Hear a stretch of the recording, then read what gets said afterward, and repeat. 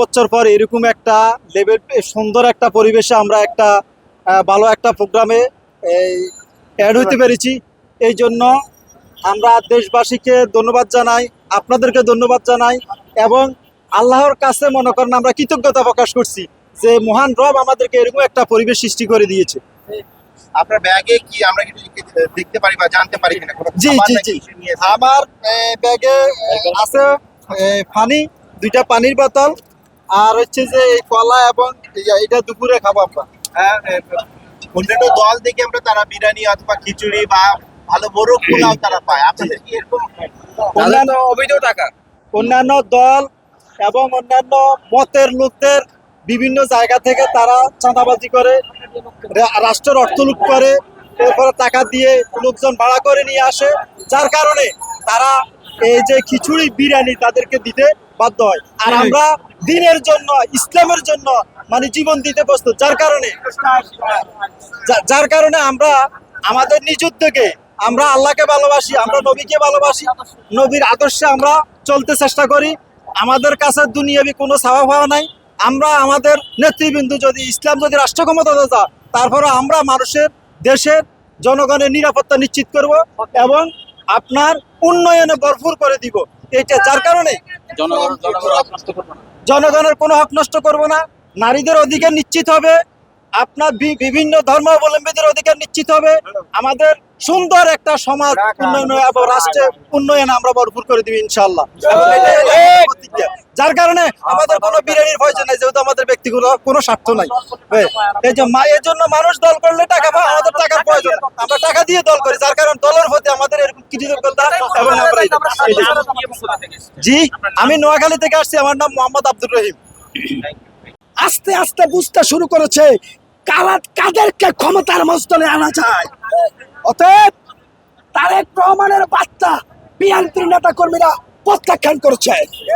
তারেক রহমান তিনি বলেছেন ভয় দেখিয়ে না, ভালোবাসা দিয়ে মানুষের মন জয় করতে। কিন্তু আজকে দেখি বিএনপির নেতা কর্মীরা আলেম ওলামাদের সাথে বেয়াদবি শুরু করছে। ইনশাআল্লাহ আগামী নির্বাচনে তাদেরকে লাল কার্ড দেওয়া হবে। বিএনপির নেতা কর্মীরা আওয়ামী লীগের মতো করে চোখ রাঙাচ্ছে।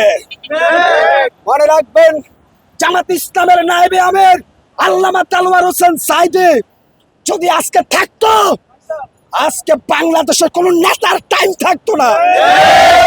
মনে রাখবেন, সিরিয়ার বাশার আল আসাদ পালিয়ে গেছে, খুনি হাসিনা পালিয়ে গেছে। আগামী দিনে যারাই এই বাংলাদেশে স্বৈরাচারী কায়দায় রাষ্ট্রীয় ক্ষমতা চালানোর চেষ্টা করবেন, আপনারা হাসিনার চাইতে ভয়ঙ্কর পরিণতি ভোগ করেন। বাংলাদেশে একমাত্র জামাতে ইসলাম বা ইসলামিক দল ছাড়া বাকি যারা সভা সমাবেশ করে, তারা মানুষকে জোর করে হুমকি দিয়ে নিয়ে আসে। বড় ভাই ছোট ভাই কিশোর গ্যাংয়ের উপরে তারা নির্ভর করে, তাদের সাথে মুসলিম জনতা নাই। জামাতে ইসলামের মহাসমাবেশে মানুষ নিজের পকেটের টাকা খরচ করে দলে দলে যোগদান করছে। কারণ হারামে আরাম নাই ভাই, হালালে বরকত। জামাত ইসলাম হালাল পথে চলে, এই জন্য তাদের সমাবেশে বরকত পূর্ণ হয়ে গেছে। আমাদের 1400 বছর আগে মহান আল্লাহ রাব্বুল আলামিন কোরআনে সেগুলো আইন পরিচালন করে গেছে। কারণ আমরা কোনো মানুষের চোখ রাঙানো দেখতে চাই না। আগামী দিন চোখ রাঙাবে কোরআন। কোনো মানুষের চোখ রাঙালে তার পরিণাম হবে জাহান্নাম। আর কোরআন যদি আমাদেরকে চোখ রাঙায়, তার পরিণাম হলো জান্নাত। যেমন আমরা মহিলা সাহাবী অপকর্ম করার পরেও, তার পাথর দিয়ে নিক্ষেপ করার পরেও আল্লাহ রাসূল বলল তিনি জান্নাতি। সুতরাং আগামী শতাব্দী হবে কোরআনের শতাব্দী। কোরআনের বিজয়, জামাতের বিজয়, জামাতের বিজয়, কোরআনের বিজয়। এর বিকল্প আমরা কিছু দেখতে চাই না। সমাবেশে আমরা উপস্থিত হতে পারি অনেক ধন্য মনে করি। আমরা বাংলাদেশ যদি ক্ষমতায় আসে, আমাদের আইন চলবে কোরআন হাদিস দিয়ে। কোনো মানুষ বানানোর আইন দিয়ে আমরা রাজত্ব করব না।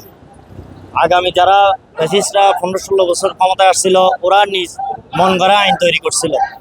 এই আইন ভাঙ্গে আমরা কোরআন শাসন বসাবো। জামাতকে সংসদে বসাইলে প্রত্যেকটা মুসলমান বলেন, হিন্দু বলেন, বৌদ্ধ বলেন, খ্রিস্টান বলেন, সবাই উপকৃত হবে। কোরআনের আইন দিয়ে শাসন করলেই সবাই উপকৃত হবে। এখানে মন গড়া যদি শাসন করে তাহলে কিছুই হবে না। আমরা এই আইন ভাঙ্গে ইসলামের আইন প্রতিষ্ঠা করার চেষ্টা করব ইনশাআল্লাহ।